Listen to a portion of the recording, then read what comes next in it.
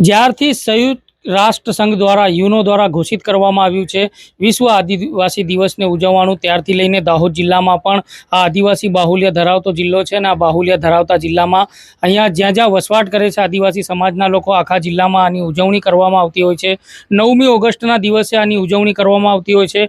દર વર્ષે પણ અહીંયા સાંસ્કૃતિક રેલી તેમજ જે આદિવાસી વેશભૂષામાં આદિવાસી સમાજના લોકો રેલીમાં જોડાતા હોય છે। તેને લઈને અમારી સાથે અહીંયા બિરસા મુંડા ભવન ખાતે આયોજકોની ટીમ છે। અમે તેમનાથી જાણવા માંગીશું, રાજેશભાઈ, આ વખતે વિશેષ રેલીમાં શું આયોજન કરવામાં આવ્યું છે અને કેવા પ્રકારની રેલી વિશ્વ આદિવાસી દિવસના દિવસે ઉજવવામાં આવશે?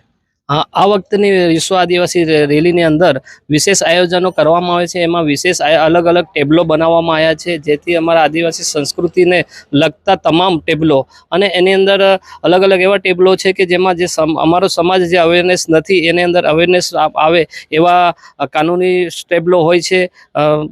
જે પણ સમાજની અંદર દૂષણો છે એ દૂષણો પણ દૂર થાય એવા પણ ટેબલો છે।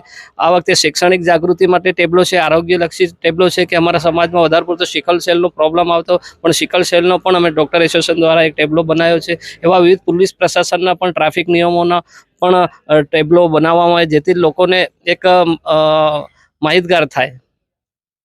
તો આ હતા રાજેશભાઈ ભાભોર, જેમનું કહેવું છે કે ખાસ કરીને શિક્ષણ ઉપર, આદિવાસી સમાજમાં શિક્ષણનો ગ્રોથ ઉપર લાવવા માટેનો ભાર છે, તેમાં ઝાંખીઓ મૂકવામાં આવશે અને સમાજને તેના વિશે માર્ગદર્શિત કરવામાં આવશે। અમારી સાથે આદિવાસી સમાજના નયનભાઈ છે, અમે તેમનાથી જાણવા માંગીશું। નયનભાઈ, આ વખતે વિશ્વ આદિવાસી દિવસની રેલી દાહોદ શહેરમાં ઉજવવાની છે, તેની સાથે સાથે દાહોદ જિલ્લાના અલગ અલગ તાલુકાઓમાં ઉજવવાની છે। આ રેલી કેટલા વાગે નીકળશે, ક્યાં સમાપન થશે અને આ રેલીમાં ખાસ હેતુ શું છે આદિવાસી સમાજ માટેનો?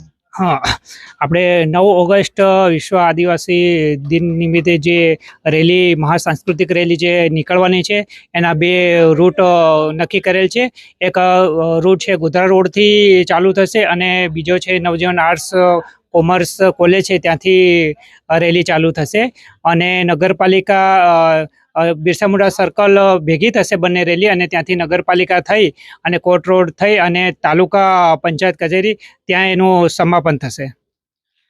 તો ખાસ કરીને અહીંયા ભાર મૂકવામાં આવ્યો છે આ વખતની વિશ્વ આદિવાસી દિવસની રેલી સાંસ્કૃતિક ઉજવવાની છે, તેમાં આદિવાસી વેશભૂષા ધારણ કરીને જે લોકો આવશે તેમને પહેલી હરોળમાં રેલીમાં ચાલવા દેવામાં આવશે, તેમજ જે આદિવાસી વેશભૂષા પહેરીને નહીં આવે તેવા લોકોને પાછળની હરોળમાં ચાલવામાં આવશે, તેવું પણ આયોજન કમિટી દ્વારા કરવામાં આવ્યું છે। અમારી સાથે કેતનભાઈ બામણિયા છે।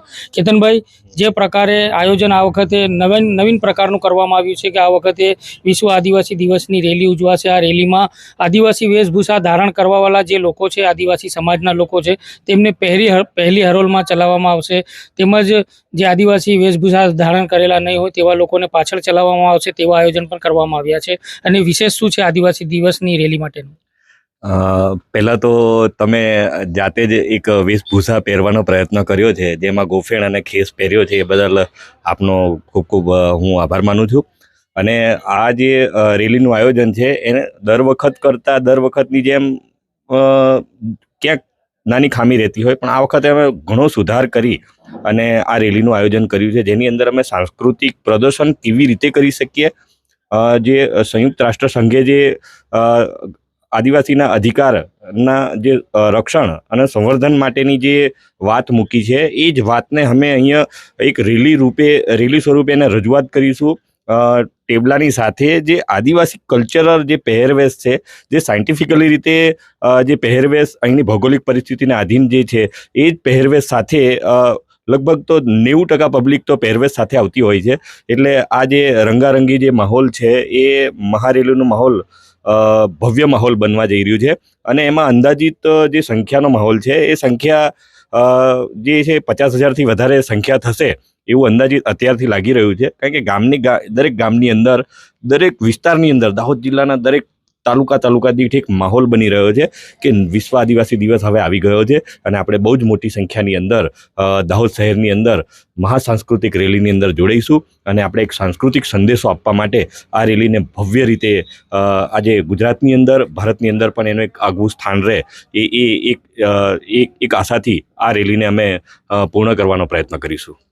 તો ચોક્કસથી કહી શકાય કે જે પ્રમાણે આયોજકોની ટીમ છે, આયોજકોની ટીમ દ્વારા જે પ્રમાણેનું આયોજન કરવામાં આવ્યું છે, ખાસ કરીને આદિવાસી કલ્ચરને ન ભૂલાય, આધુનિક જમાનાના આધુનિક યુગમાં જે પ્રમાણે આદિવાસી સમાજનું જે કલ્ચરલ છે, જેમ કે ફૂલડી હોય, તીરખામટું હોય, ગોફણ હોય, તેમજ અલગ અલગ પ્રકારના ઢોલ ત્રાસા હોય, આવા તમામ જે વાજિંત્રો છે તે પણ લઈને આવવા માટેનું આહવાન મૂકવામાં આવ્યું છે. અલગ અલગ પ્રકારની જે આદિવાસી સમાજ દ્વારા જે પરંપરાઓ વર્ષોથી પૌરાણિક ચાલી આવે છે, તે પૌરાણિક પરંપરાઓને જીવતી રાખવા માટેનું આ આયોજકોની કમિટી દ્વારા નક્કી કરવામાં આવ્યું છે અને આદિવાસી સમાજમાં વિશ્વ આદિવાસી દિવસને લઈને એક હર્ષો ઉલ્લાસની લાગણી પણ જોવા મળી રહી છે.